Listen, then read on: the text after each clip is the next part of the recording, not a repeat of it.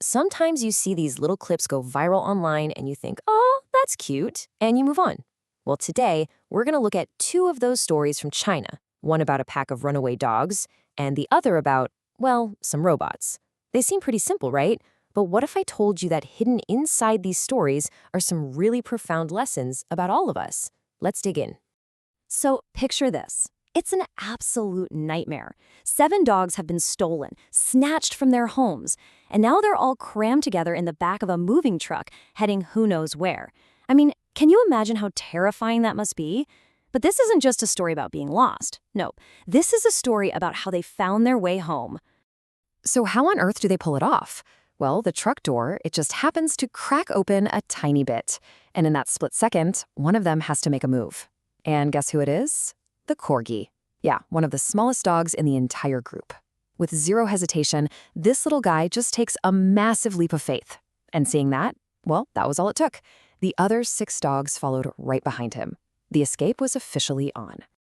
Okay, so they're free, but they're completely lost. They're not in some familiar neighborhood, but somehow that little Corgi seemed to have a built-in compass. In this pack of dogs, they traveled an incredible 17 kilometers. Seriously, think about that for a second. That's a huge distance, especially on those tiny Corgi legs. And here's the part that really gets me. It's not just that they made it back. It's how they did it. They did it together. If one dog got tired and started to lag, the others would wait. They'd nudge them along. They never left anyone behind.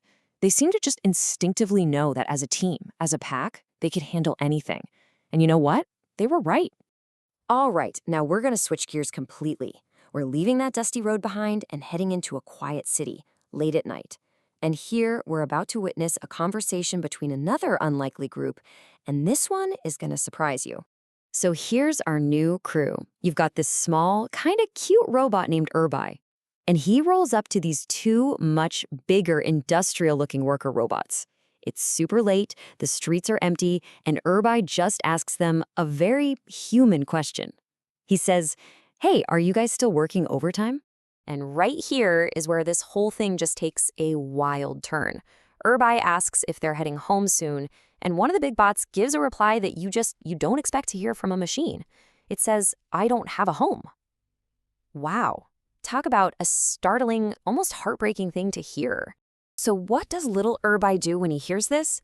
Does he compute? Does he analyze? No. He just responds with pure, simple kindness.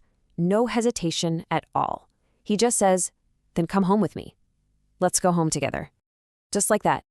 This moment was so surreal, so wonderfully strange that the person filming it just couldn't help themselves. They just shout out, "It kidnapped 2 big robots." And honestly, that kind of captures the feeling perfectly, doesn't it? It's this beautiful, funny, and just plain extraordinary act of kindness. So, okay, we've got these 2 amazing stories. One is this incredible tale of loyalty and teamwork, and the other is this beautiful moment of compassion. It's no wonder they both went viral. But is that all they are? Just a couple of feel-good clips? Or is there something much, much deeper going on here? To figure that out, we're going to turn to a pretty special group of thinkers. You see, these 2 stories were actually shown at a Philosophy for Children workshop. And the goal wasn't just to watch them and say, "Ah." The goal was to really dig in and see what big ideas were hiding just under the surface. I mean, these kids basically became philosophers for a day. They took the story of the Corgi and the story of the robot and used them to talk about some of the biggest questions out there. Things like, what does it really mean to be brave? Why is working together so powerful? And what is a home anyway? Let's take a look at what they came up with. Almost immediately, the kids started connecting the dots between the 2 stories. They saw these incredible patterns of leadership and teamwork that were surprisingly almost identical, even though one group was made of dogs and the other was made of robots. And here's one of the first things they pointed out, and I think this is brilliant. In both stories, they said, the little ones are smarter. And they're right.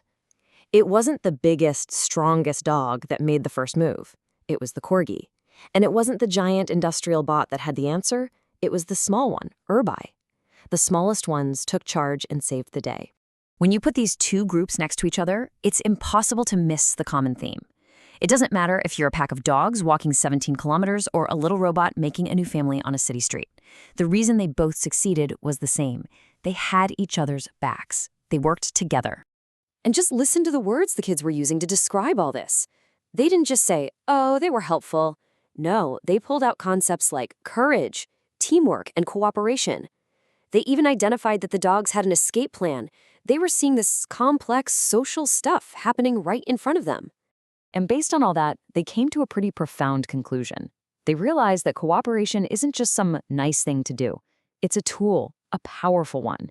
It's the thing that makes really hard, maybe even impossible situations totally possible. That's a pretty deep insight.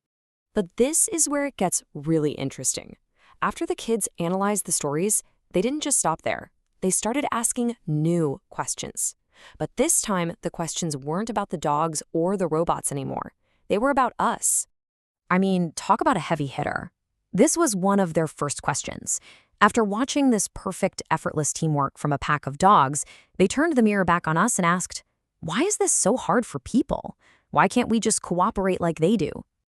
And they kept going, digging into why humans seem so complicated. The animals and the robots, they had this simple, shared goal. And the kids wondered, why isn't it like that for us? Why are we so often pulling in different directions, unable to just get on the same page? And this last one, this one really gets to the heart of it. They saw how strong the pack was and how strong the little robot group was, and it made them think about our own limitations.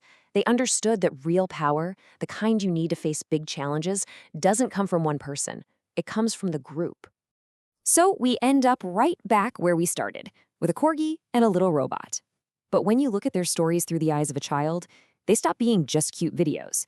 They become a powerful mirror, reflecting our own world back at us. They make us ask ourselves how we lead, how we work together, and how we offer a home to the people who need one. Maybe the simplest stories really do have the biggest lessons to teach.